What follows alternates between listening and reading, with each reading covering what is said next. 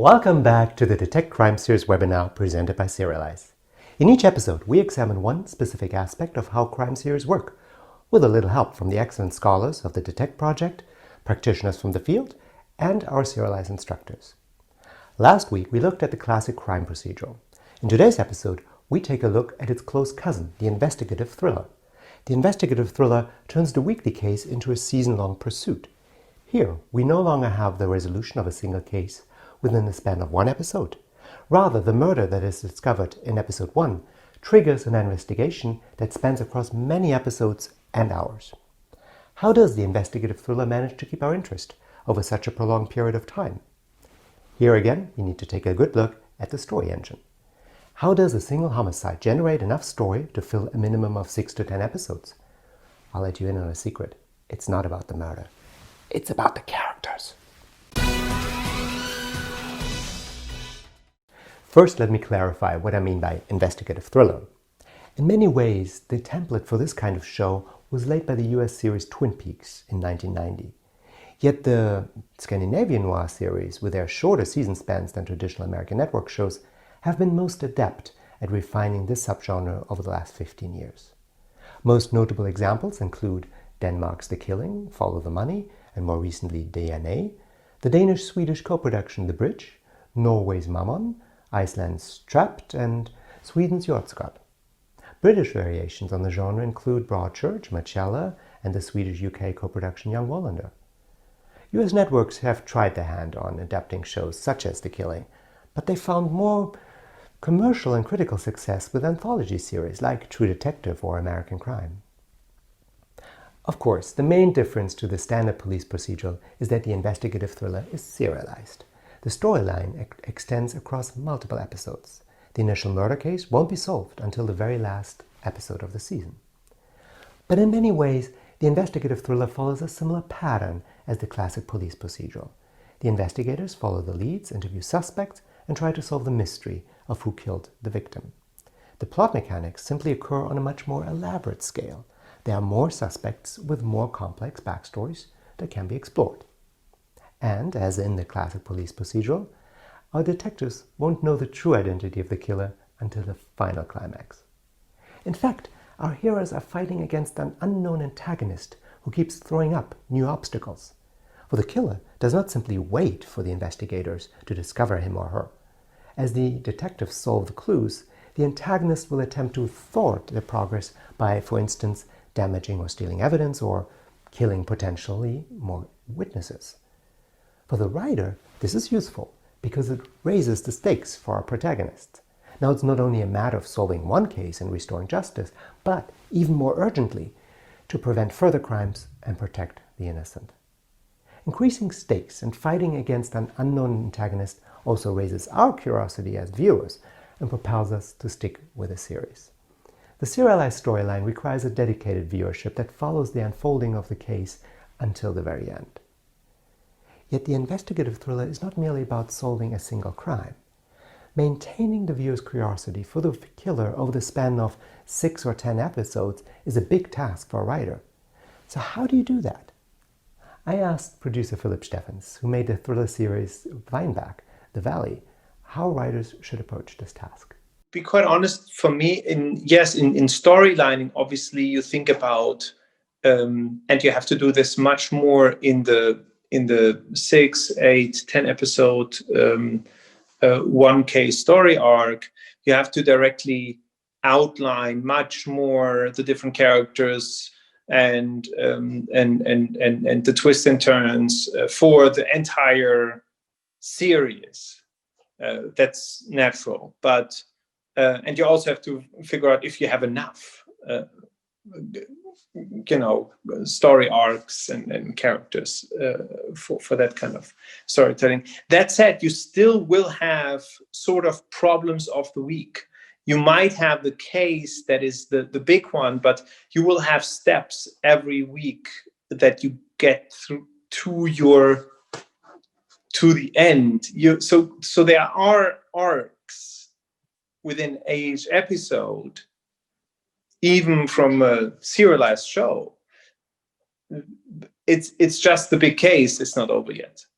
a show never, even a serialized show never ends like abrupt. Like there's still like some arcs that then get you hooked, or some things that reveal itself, and then you go, there's still arcs that motivate you to watch a serialized show, each episode up until the very end. So the real plot engine of the investigative thriller is not simply the solving of the initial crime.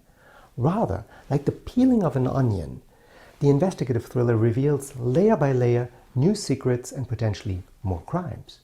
What thrillers like Weinberg have done so well is in opening up new branches of storytelling within the overall arc of the main investigation. The original case and the hunting for that murderer is therefore only the main line. With each episode, the main line opens up into a new branch of story that reveals a different unlawful or unethical practice by one of the characters that populate the show. This offense may or may not be linked to the original crime, but what it shows us is that no character is what they seem. Whereas the detective of the classic police procedural never really changes and remains fairly unaffected by the cases of the week, the protagonist of the investigative thriller does not. As the protagonist gets closer to the central mystery, the stakes become increasingly more personal. The antagonist may start to threaten the protagonist or those she or he holds dear. We see this occur in The Bridge. In Season 1, Martin Rode is the police detective from Copenhagen PD, assigned to investigate, along with his Swedish colleague Sagan Oren, a mysterious homicide found on the bridge connecting Denmark with Sweden. For most of the season, Martin's family life plays along as a counterpoint to the formal investigation. Martin has to deal with his estranged son August, who has moved back in with Martin and his second wife and young children. August's presence and his obstinate behavior towards his father put a strain on Martin's marriage life. It is through Saga, who strikes up an unexpected friendship with a young man, that August starts to thaw and find a way to connect again with his father. But right at that moment, the killer strikes again, and now threatens Martin's newly regained relationship with his son. For Martin, the case is no longer simply about catching a bad guy and restoring justice. Now he has to protect those people most dear to him. Writer and producer Nicolas Luswardi, a frequent guest on the show, puts it this way. The nuance that we call thriller is always about the personal price that an investigator pays in prosecuting the evil. As the protagonist delves deeper and deeper into the criminal world, the crime itself begins to contaminate the hero. In his or her obsession to solve the case, the investigator is forced to cross legal and ethical lines that put his or her own moral legitimacy at risk. What we call thriller is about how long can you psychologically, because it's mostly psychological, your psychic integrity, how long can you stand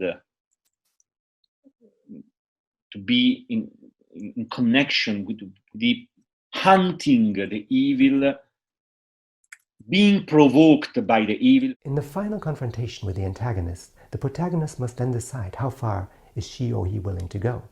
In the climactic scene of The Bridge, the killer provokes Martin to pull a gun on him and shoot him. At this moment, the detective and the killer are not that much different.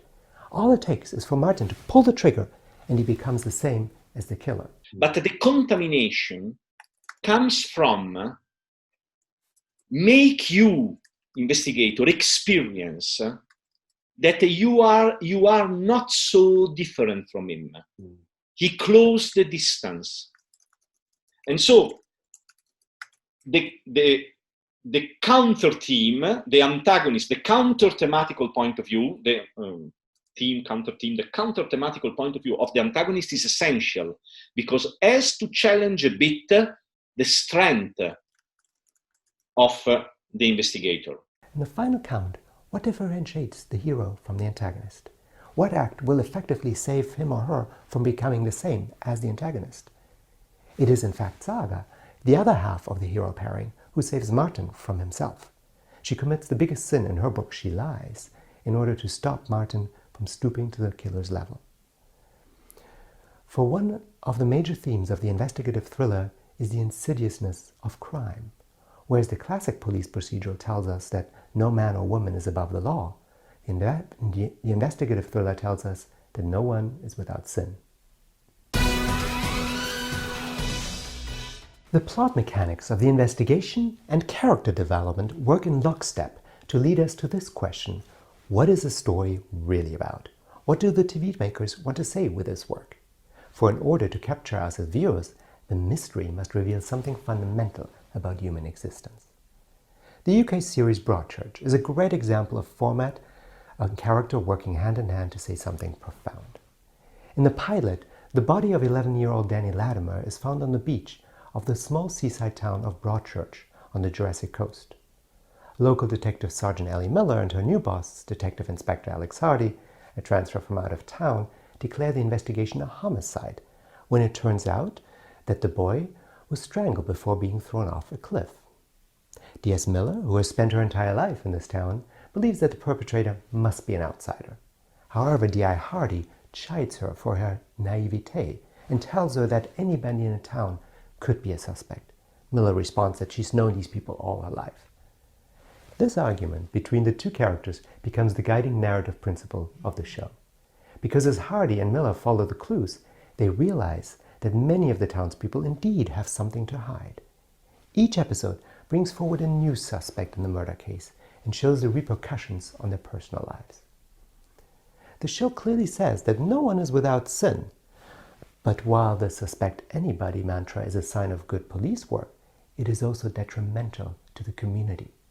As more suspects are hauled in front of the police, mutual suspicion takes hold and breaks down the texture of society. This goes so far that when one potential suspect is revealed to have had sex with a minor in the past, a lynch mob gathers to take justice into its own hands. The investigation of Danny's murder is only the trigger that sets off these events. Even though ostensibly the show is about finding the murderer, the story engine feeding the individual episodes is really the unraveling of secrets that all these characters have been harboring along the way. So the show is really about the destructive power of suspicion, which can bring an entire community to its knees. That is not to say that D.I. Hardy's mantra is wrong. D.S. Miller has the biggest character arc to travel because she must realize that it was her own husband who killed Danny. The crime was closer to her than she ever imagined. She's not without blame either, because her steadfast refusal to suspect those around her allowed the killer to walk freely for longer than he should have. Broadchurch does a masterful job in utilizing the elements of a thriller to tell an engaging character drama, because in the end, the story will only be meaningful to an audience if the crime affects the main characters in a profound way.